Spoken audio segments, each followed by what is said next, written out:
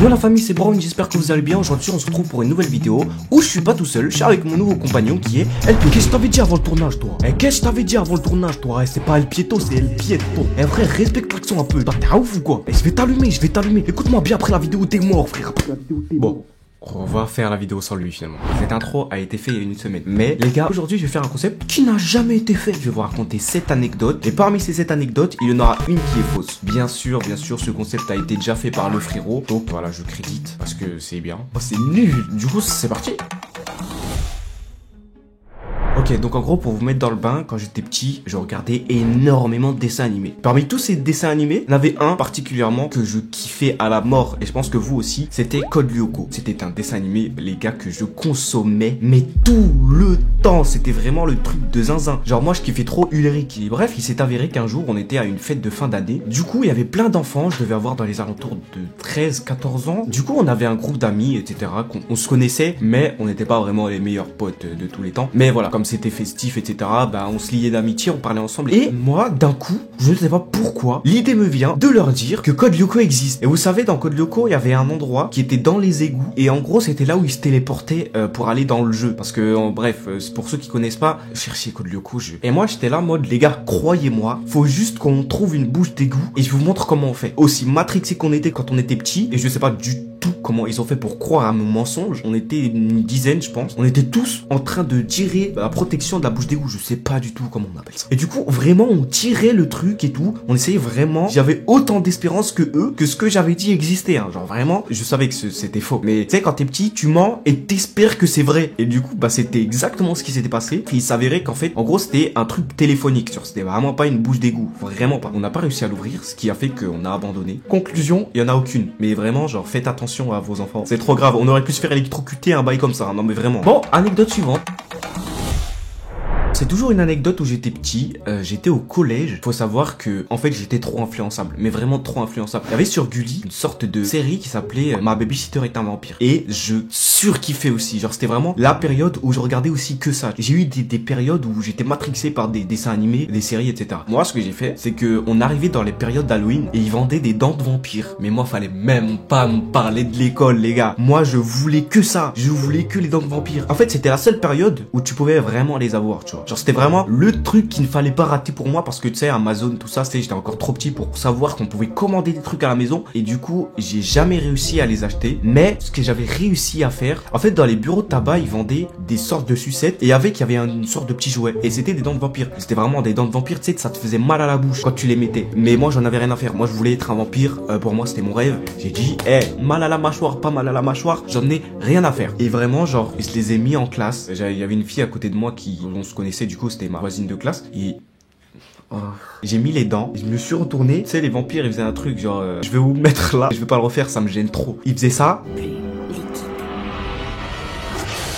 Je me suis retourné vers ma camarade de classe et j'ai fait exactement la même chose. Et après, je lui ai dit ouais, en fait, je suis un vampire et tout. Oh, ça me gêne trop.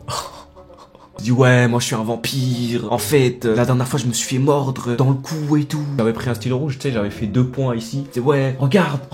Elle m'a pas cru. J'étais trop gênant premier degré, genre. Et je sais pas comment ça se fait que elle a pas été gênée. Bah force à toi. Merci d'avoir fait semblant de m'avoir cru, même si tu y croyais vraiment pas, genre ça se voyait dans ton regard. Mais merci quand même. Conclusion, y a pas de conclusion. Je vais pas faire de conclusion à chaque histoire, on s'en fout. Anecdote suivante. Il y avait une période aussi où, dans ma vie, je lisais extrêmement beaucoup parce que j'avais l'abonnement. Tu sais, t'avais un abonnement de bibliothèque qui était gratuit pour les moins de 15 ans, je crois, ou les moins de 16 ans. Il y avait un moment où j'étais matrixé par les mangas de Junji Ito. En gros, c'est des mangas un peu style horreur, etc. Et il s'avérait que, à côté, je dessinais beaucoup. Du coup, je dessinais. C'était vraiment ma passion. Je kiffais trop dessiner. Même encore aujourd'hui, je dessine. Hein. Mais voilà, du coup, je dessinais et il y avait un moment où j'ai fait une sorte de petit manga. Je me suis dit, bah vas-y, tu sais quoi, je vais faire aussi un manga, etc. Donc, j'ai fait mon manga. Bon, je plagiais totalement le manga de Junji Ito. Je crois que c'était des sortes de ballons qui faisaient que quand tu les voyais, c'était toi qui allais mourir. Bref, c'était un truc de fou. Alors vraiment, c'était un peu flippant. Mais franchement, je kiffais trop l'histoire. Tu sais, je me suis dit, bah vas-y, moi aussi, je vais faire un manga comme ça. Tout simplement, un jour, quand je suis allé rendre mes livres à la bibliothèque, j'avais rapporté mon petit manga que j'avais fait dans un cahier à carreaux. Je suis allé au comptoir et je vous recontextualise la situation. Bonjour, jeune homme. En fait, j'aimerais que vous mettiez mon manga en vente. Hein? Pardon? J'aimerais que vous mettiez mon manga en vente. Vous savez que ça ne se fait pas, c'est un métier d'être écrivain, hein. Tu peux pas poster Un manga. Le pire jour de ma vie, vraiment l'humiliation. Pour moi, c'est passé comme si c'était des années. Vous savez, j'avais un sourire quand je suis arrivé, j'avais de l'espérance et ça m'a enlevé mon sourire. Oh, ça m'a terrorisé. En plus, genre, je lui ai posé la question, elle parlait normalement et dès qu'elle a compris que genre je voulais donner mon manga pour qu'elle le mette, je sais pas moi, pour que les gens ils peuvent l'emprunter ou des trucs comme ça. À ce moment-là, elle a commencé à parler super fort et je sais pas ce que les gens ont, surtout les vieux là, et les caissiers là. Dès qu'il y a un truc un peu anormal qui se passe, ils aiment trop crier. Genre, ils aiment trop hausser le ton, genre pour qu'on remarque autour que c'est pas normal ce qui se passe. J'avais trop la haine les gars, genre vraiment. En fait, quand j'étais petit, j'étais trop bête. Pour moi, il y avait pas de métier, genre. Pour moi, c'était juste, tu vas chez quelqu'un, bah tu lui demandes et il pose ton truc. Et genre vraiment les gars, c'était le pire jour de ma vie. À moins que cette histoire est fausse. Je sais pas. Bon, anecdote suivante.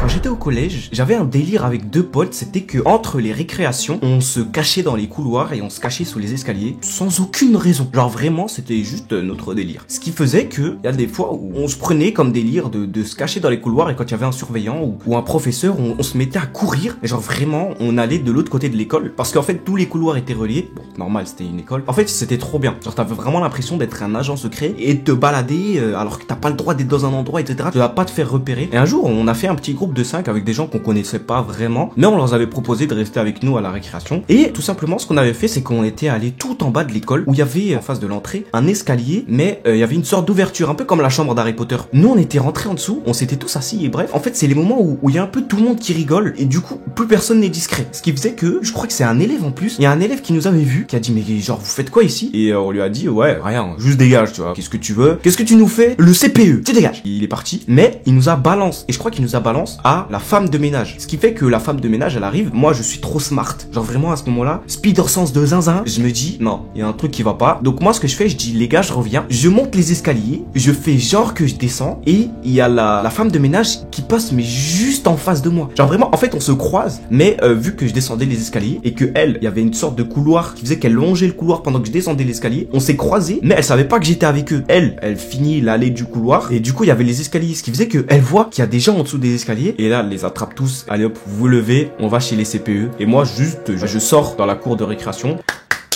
Ni vu ni connu, je suis libre. Mais l'anecdote ne s'arrête pas là, sinon ça aurait été mais tellement bien. Mais bien sûr, il fallait que ça ne se passe pas comme ça. Ils vont chez les CPE avec la femme de ménage. Du coup, en fait, eux, ils étaient dans une salle. En gros, il y avait les CPE qui avaient leur bureau. Du coup, ils avaient, tu sais, une petite fenêtre où les élèves, ils venaient parler avec les CPE, bah, comme un bureau. Et eux, ils étaient tous derrière. C'est comme en prison, tous l'un à côté de l'autre, comme ça. Et moi, en fait, ce que je voulais faire, c'est que je suis allé vers les CPE, en fait, vers leur salle de CPE, vu qu'il y avait plein de gens. Et bah, moi, je me suis dit quoi? Je me suis dit, tiens, je vais aller les voir et je vais un peu les narguer, tu vois, parce que je suis le seul, en fait, je suis le seul survivant. Donc, je rentre, etc.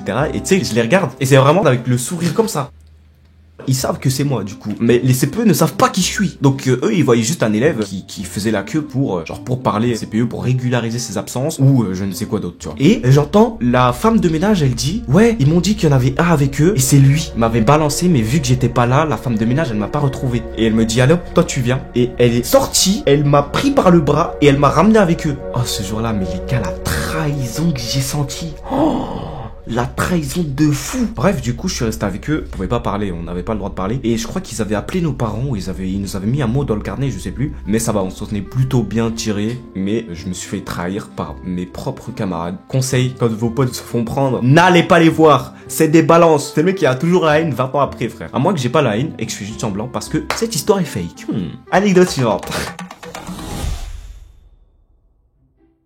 Ok, une anecdote un peu récente cette fois-ci. En gros, comme rarement, je sortais de chez moi, parce que c'est rare que je sorte de chez moi. C'est pour ça que j'ai pas beaucoup d'anecdotes récentes. J'ai trouvé en fait une carte bancaire devant ma porte, en fait, vraiment, genre devant chez moi. Je voulais tout de suite la rendre à la personne à qui ça appartient, tu vois. Sauf que si tu vas chez un voisin et que tu lui dis bonjour, j'ai trouvé une carte bancaire, est-ce que c'est la vôtre? Il peut dire oui, alors que c'est pas la sienne. Je me suis dit, bah écoute, tu sais quoi, je vais descendre à l'accueil et je vais le donner à la dame de l'accueil. Sauf que on était dimanche. Ça veut dire que bah la dame elle travaillait pas. Mais je me suis dit peut-être que elle travaille le dimanche juste le matin parce qu'il devait être quoi, 9h, 10h. Donc je suis descendu quand même avec une once d'espoir qu'elle soit là, sauf qu'elle ne l'était pas. J'ai pas gardé la carte bancaire sur moi, je suis remonté chez moi, j'ai posé la carte bancaire chez moi et bref, je suis sorti, j'ai fait mes affaires et quand je suis rentré, bah du coup j'avais toujours la carte bancaire et je vous jure, hein, c'est une dinguerie. Hein. Mais c'était la période où genre vraiment j'avais des projets de setup et tout et tu sais dans la carte bancaire devant toi tu te dis, ah frérot, en vrai juste j'achète un petit truc avec la carte et tout. Ah là, personne ne sait, tu vois. Ou bien genre je sais pas, tu vas à la Fnac, tu payes sans contact et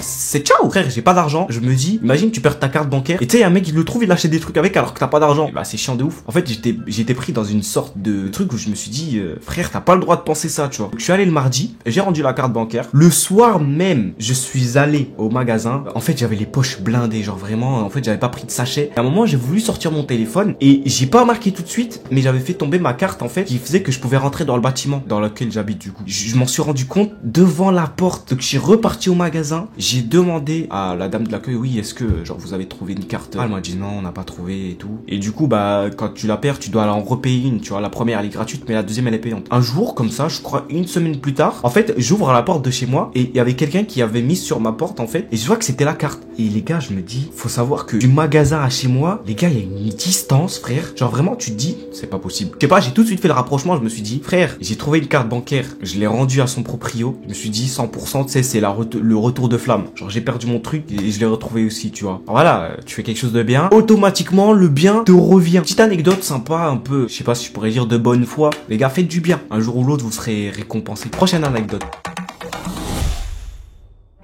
Pour cette anecdote là, quand j'étais en 5e, j'avais trop envie de m'inscrire dans un club de foot, donc je me suis inscrit. Et on avait un entraîneur, c'était le pire entraîneur de tous les temps. En fait, l'entraîneur, si tu veux, pendant nos entraînements, il était pas là. Genre vraiment, il nous passait une balle, il disait bon vous faites un match.